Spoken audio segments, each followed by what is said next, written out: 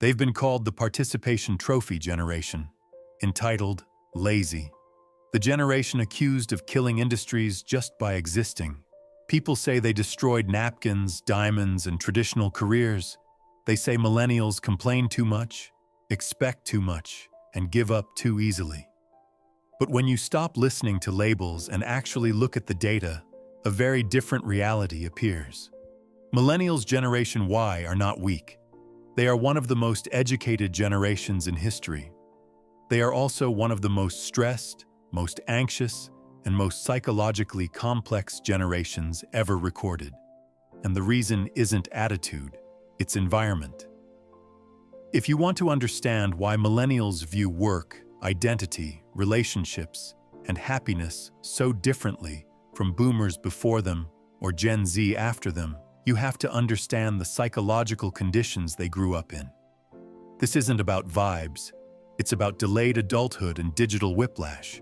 Millennials are a bridge generation.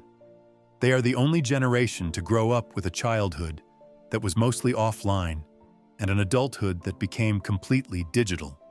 That single fact shaped their psychology more than any personality trait ever could. They remember life before constant notifications, before social media, before identity became something you had to perform. They remember a world where mistakes disappeared with time, not screenshots. Then the internet arrived, not slowly, but suddenly. MySpace, Facebook, Instagram. Millennials weren't born into these platforms. They were experimented on by them. Psychologically, this created something called cognitive compartmentalization, the need to separate who you are in real life from who you appear to be online. Millennials learned to compare their private selves to their public versions, their real emotions to curated highlights, their internal struggles to everyone else's edited success. Gen Z never saw the world before the noise. Millennials watched the noise take over, and that comparison created imposter syndrome, the feeling that you're just pretending to be an adult, pretending to have things figured out, pretending to belong in a system that keeps shifting under your feet. Then came the economic shock.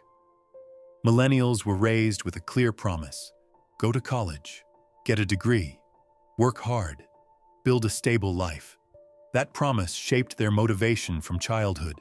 And then, just as they entered adulthood, the 2008 recession hit. Jobs vanished, debt skyrocketed, housing became unreachable. Psychologically, this caused something called expectation violation, when effort no longer leads to outcome, when the rules you trusted suddenly stop working. That's where the scarcity mindset began. Traditional markers of success felt impossible, so priorities shifted. When you can't afford long-term security, the brain searches for short-term meaning. This is why millennials invest in experiences, why they value flexibility, why they seek micro-luxuries. It isn't irresponsibility, it's adaptation. When the future feels unstable, control over the present becomes survival. Then came burnout. Millennials entered a hyper-competitive job market where productivity became identity. Efficiency wasn't just encouraged, it was expected. Being busy became proof of worth. Over time, this led to decision fatigue. Too many choices, too many paths, too much pressure to optimize every aspect of life.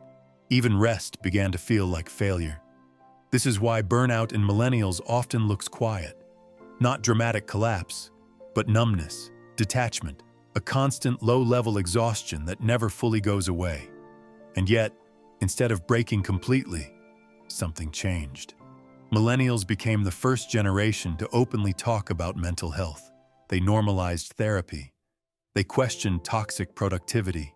They set boundaries, not because they didn't want to work, but because they saw the psychological cost of a system that never stopped. They watched their parents sacrifice health for stability and decided not to repeat it. This is where work-life balance came from. This is where quiet quitting came from. This is where redefining success began. Generation Y isn't broken. They are a bridge. A generation caught between an old world that promised security and a new world that offers constant stimulation but little certainty. They are trying to stay human in a system built on algorithms. If you're a millennial and this feels familiar, it's not because you failed. It's because you adapted to conditions no generation before you had to face. And that psychological complexity, while heavy, may be exactly what reshapes the future.